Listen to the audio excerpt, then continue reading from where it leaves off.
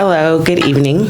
My name is Aretta Boldon, and I'm the current District 2 board member on the Atlanta Board of Education. I was elected 2 short years ago in a special election, and I've had the opportunity to serve the community over the past 2 years. I am a mother of an APS pandemic graduate. I myself am a Spelman graduate. I've spent 20 years in corporate America. The majority of that time I was at Turner Broadcasting, where I worked in media research and media as a whole. I now own my own company where I do photography, marketing, marketing consulting, as well as leadership development. I've been involved with every school that my child has attended, and running for the board was a natural transition of the service that I had done in terms of advocating specifically for my kid, then for her class, for her school, and then ultimately the district as a whole. And in that advocacy, I saw that a child's zip code dictated the quality of their education. I saw that many parents moved across town yearly searching for a quality education. And I decided that if I was truly committed to changing the outcomes of our children and to really making a difference, that I would run for office. I've been a Girl Scout leader. I have been a soccer coach. I've been a president of the parent-teacher organization. During COVID, I have volunteered on the ground, specifically around food insecurity and making sure that children, families, community, and seniors have been fed. It has been an honor to serve, and with your vote and your support, I will continue doing the work and being a champion for our children, our teachers, our families, and our community. Thank you. Thank you so much again for joining us today. So tell us, compare and contrast the role of a board member, the board chair, and the superintendent. Okay, so board member, board chair, and superintendent. I'll start with the board chair and the board member. They serve as peers. The contrast is the fact that the chair runs the meetings.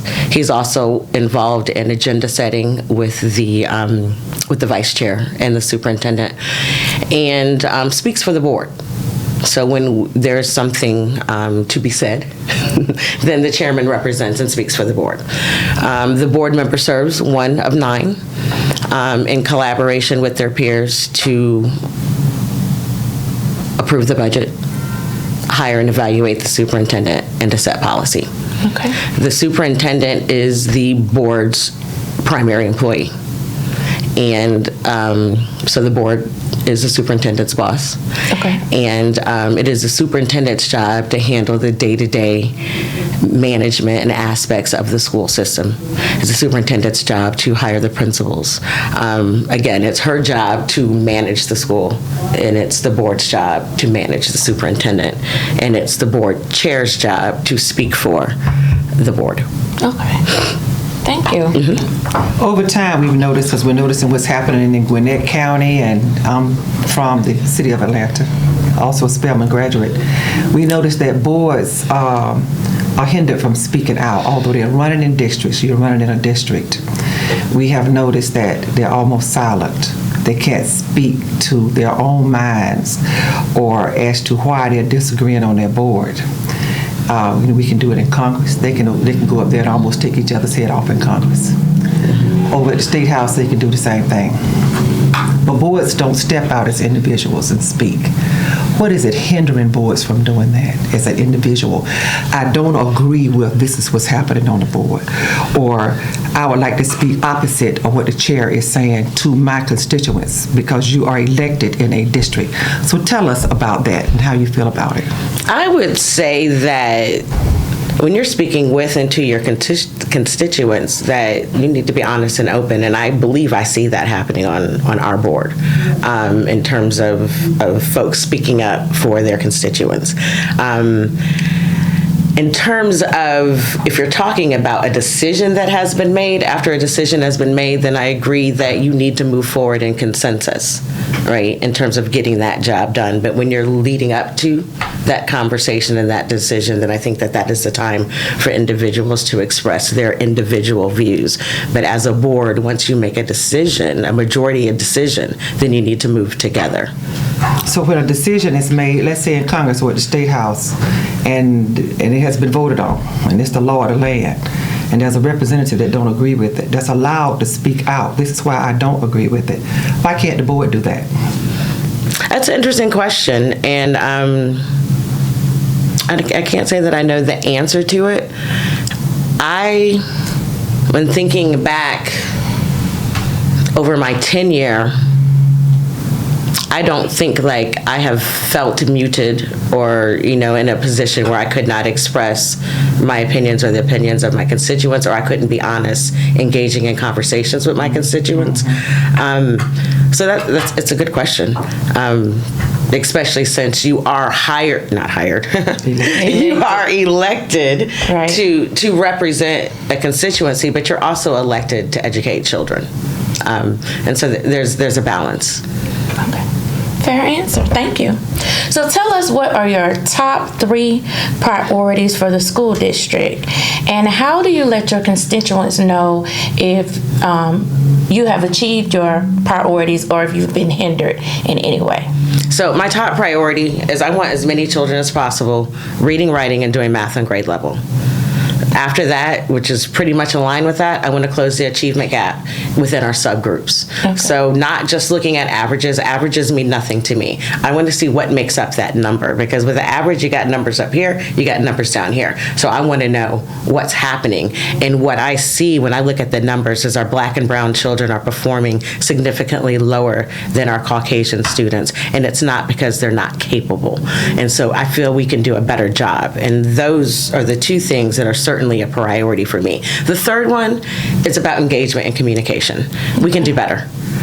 We must do better, because we need everybody on board if we're going to move the ship. Everybody has to be on board. Parents, teachers, community, board member, administrations, businesses, everybody. Everyone needs to be on board moving the ship forward. Okay. Mm-hmm. And speaking on being on board, there are 3 governments in the city of Atlanta: Fulton, then you have the city council, and the school board. What would you suggest we do to have a more seamless, open relationship?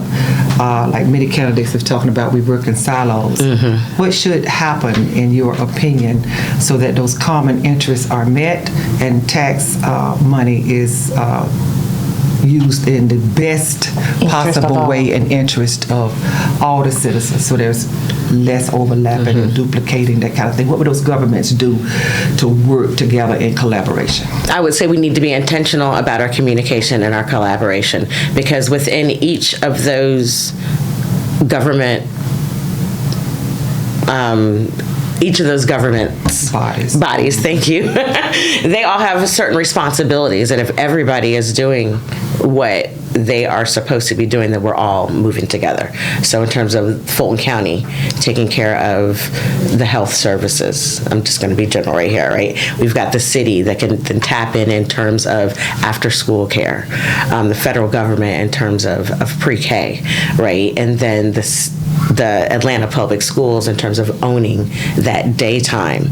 And if we're all working together and communicating in terms of what are the needs, where are the gaps, where are there surpluses where we can help each other, it just has to be intentional. So that's the first thing, is we have to want to do it. And then after we want to do it, we need to put a plan together to make it happen. One of the things that I do is I go to the MPU meetings. So I can't make all of them, because there's the number of MPUs, right, that fit in my district. But I try to go to at least one a quarter of each MPU, just to be aware of not just what's happening in the schools, what's happening in the community, and then also being accessible for questions. When I don't attend, I send written updates to the chairs. So again, just opening up the lines of communication. When I have my community meetings, I invite the city council representative, and they either come or send a representative. I invite our county commissioner, and there have been times where other people have come, and they found that that's a good place for conversation to happen. In one of the meetings, actually, Antonio Brown was talking about how he had got a grant for a farm, and there was an educational aspect of it. Well, hey, I've got 4 principals on the phone. I'm sure one of these principals is interested in taking advantage of this opportunity. And that was a space where that relationship happened, and they were able to then do a project together. So being accessible, being intentional, and then having a plan is how we could work together. Because you go to NPU meetings too, right? How many of you have 25? I think she's 27. Is it It's around that. It's About around what that. percentage you would say at each NPU meeting that you've been to, the actual citizens who live there attend those meetings? It depends on the MPU. Most of them are a combination of residents and business owners. So about what percentage of the population in that area? Because I know Maynard Jackson. Are you talking about what percentage actually participates? Yeah, or even know about it. I know we can't. It varies. I would say different MPUs have higher. So MPUT has high participation. MPUL has good participation, and it's split between businesses and residents. MPUK has good representation, but actually, let me say it. As a researcher, it's not good representation because it's not a slice of the sample of the MPU, right? So you may be skewed north side, or you may be skewed to a certain community, and there could be greater representation. It is by no way a sample or even a large percentage, but it is a place where or participation, because it's an educational institution, and we are teachers. We certainly think, and we can talk about that later, how we communicate with people when it goes out on the internet. If people have internet access or a computer, Right. etc. Very, very poor job has been done in Atlanta over the years. Sometimes I think it's intentional, and they can say, well, we had an MPU meeting, or we had a budget meeting, or we had that meeting. Right. So did you do it just to check a box, or did you do it with the intent to engage? And that's where I want to move. When I talk about direct and frequent communication, I want real engagement, because we've got to hear from the people we're servicing to understand how are we doing, so we can do have to better. take more than 2 minutes to do it. And and it does take more than 2 minutes to do it, most certainly. Okay. Thank you. But that is something that I have been pushing and asking for, and as I've been on the board, being a communications person, understanding the importance of that, and then after work with Atlanta Thrive, also understanding what you said, that the phone and the computer is not necessarily the best way to communicate with everyone.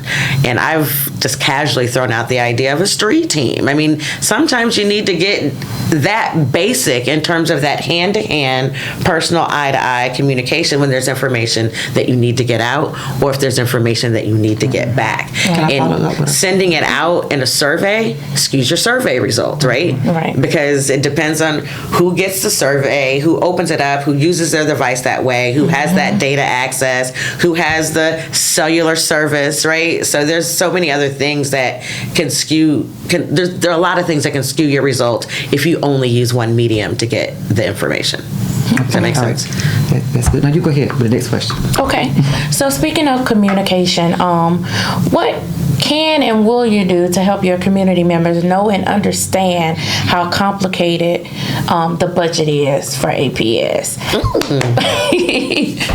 What I can and will do is the APS budget is really complicated, but the cool thing about it is we take it step by step. So we've already started our budgeting process for next year. Okay. And so we do it step by step. So we start with assumptions in terms of how much money we think is coming in. And then the steps go, and I can actually share a calendar with you, and you can follow it. The budget commission meeting, I believe we have one on Monday. Okay. So there's going to be a meeting once a month. And what I do, and even though I just said electronic isn't the best way to communicate, I do use social media a lot to communicate with my constituents and to share documents and information. The last budget I actually have posted on my Facebook page. I have a group where you can post documents, and a lot of times I post those documents there. Okay. But backing up, what I can and will do is we can talk about it in the community conversation. I can share that the conversation is happening and invite the community there to be there with the conversation. But I will tell you, the first APS budget that I really went through before I got on the board, they do a roadshow after the budget is wrapped up and final. They take it on a roadshow, cluster to cluster, and have a conversation. It was so complicated, and I think my mind is pretty analytical, but there was so much information that it took me 3 presentations before I was ready to ask questions. And so with that, I would say I would encourage the community to be patient with themselves and their mind in absorbing the information. There's a lot to take in. And consider doing it more than once. I know that's a huge time sacrifice, but another thing we can do, and I can challenge the administration to do, and I have done, is can you make this more plain? Can we keep it simple in terms of how we're communicating so everyone can absorb it? Because there have been times where I've been to a community meeting before I was on the board and now that I'm on the board, and we would give maybe 3 pages of a lot of print, maybe some graphs, and say, Ms. Turner, go ahead and look at this for 15 minutes, and then we're going to have a conversation about how you feel about it. Well, not everybody can digest And interpret and then have feedback in 15 minutes. And so the feedback that we get in a situation like that is going to be limited. So we've got to do better going back to that engagement in terms of how do we better engage? How do we make it simple so the average person can so the average person can understand what we're talking about, so we can get real legitimate input and buy-in. Thank you. I'm thinking I as appreciate Denzel Washington that. said in one of these movies when they were talking about AIDS in the beginning, tell it to me like I'm a 6th grader. And maybe even lower. Maybe even lower. Sometimes it's Because a 4th grader. we know that we have some parents who have struggled with their education, and they're raising children who are struggling with their education. And then if we're giving them something fairly complicated to digest, that's not an invitation to be a part of the family. It's intimidating. It is very. Thank you. Okay. Give us the good, bad, and ugly about tax abatements. The good is it can encourage development in an area that may not have been developed. The bad is you could get money in an area that didn't need the money for development. The ugly is that too. All right. Okay. Thank you. That was short and sweet and to the point. Thank you so much. Yes. So schools are microcosms of society. So what type of discipline problems exist in APS, and what will you tangibly do to eradicate and or alleviate such? I'm gonna have to pause and sigh and take a deep breath on that one. We have seen an increase in violence, and not just fighting, right, but using something with the fight. We've seen parents being engaged in that type of activity. There's no positive conflict resolution right now in terms of the examples that we're seeing in media, in terms of being a microcosm of society. Our children are seeing people resolve issues by throwing drinks in each other's faces and pulling hair and not engaging in actually trying to resolve the conflict or restoring the relationship. So I see a lot more violence, and it's top down. I'm seeing weapons. I'm seeing parents fighting. I'm not seeing unity. I'm not seeing love. Oh, actually, I'm gonna take that back. I do see that. I definitely see that. But in terms of what we're seeing the increase of is the increase in violence. In terms of what I'm willing to do, I think that there is an opportunity for us to work with APD and with MARTA PD and with the community and the parents to kind of police our own areas. So we can protect the children, we APS, whether on the APS property, but then what happens when they leave Washington's edge of their property, and they're now walking to the MARTA station, the Ashby Street MARTA station. So they're walking by businesses, and so now they're in APS territory, and then they get to MARTA, and they're in MARTA territory. So I think there's a way that we can be intentional about presence, and intentional about our presence and about safety, in terms of working in collaboration with the different PDs. But I also think there's an opportunity for the businesses in the community in terms of, so another problem would be truancy and children actually showing up for school.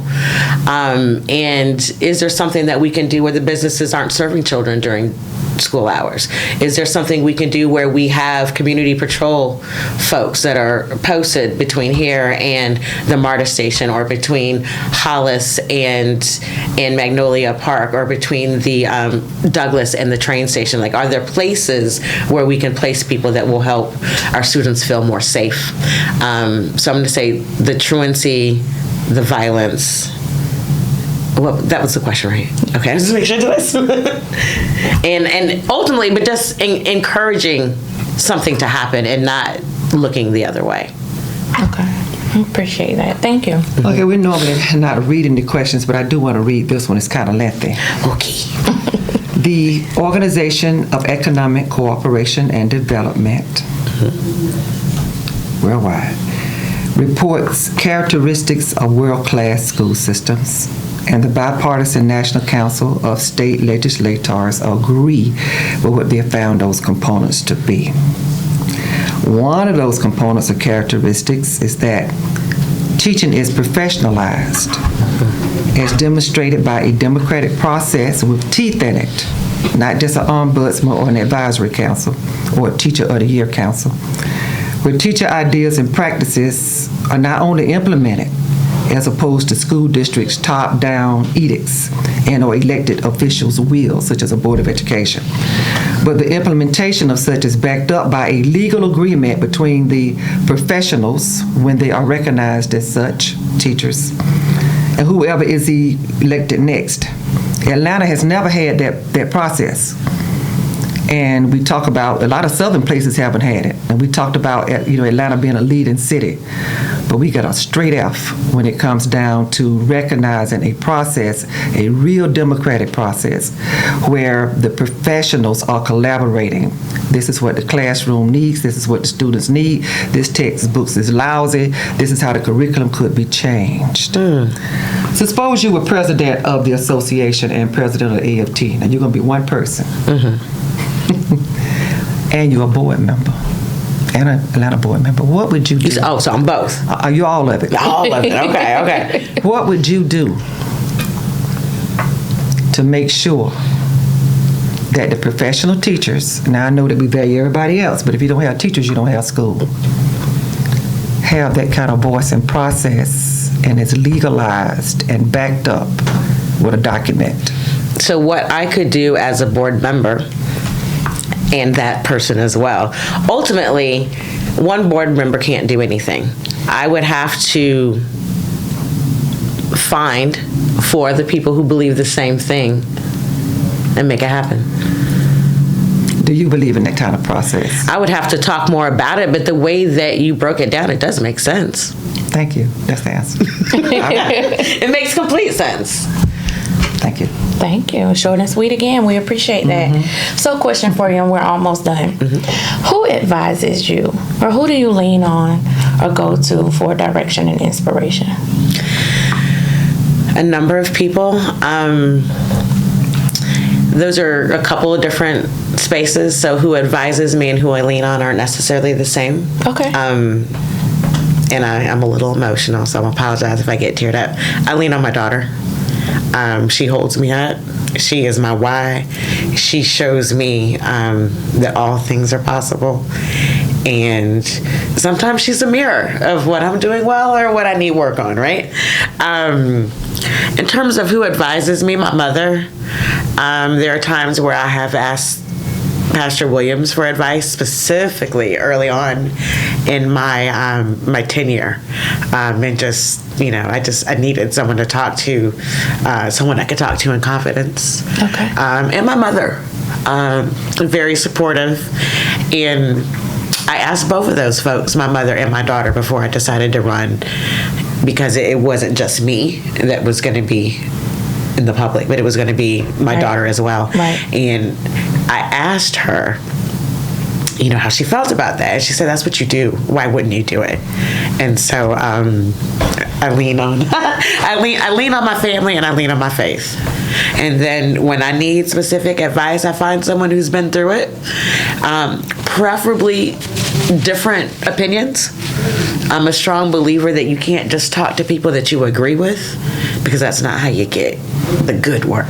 You can get okay work that way, but you get great work when you challenge yourself. Okay, I appreciate that. Thank you. Thank you. I didn't mean we have one more last just question. emotional. It's I know, not you. I just wanted to say I didn't mean to make you emotional, but I appreciate your transparency and for you to be open.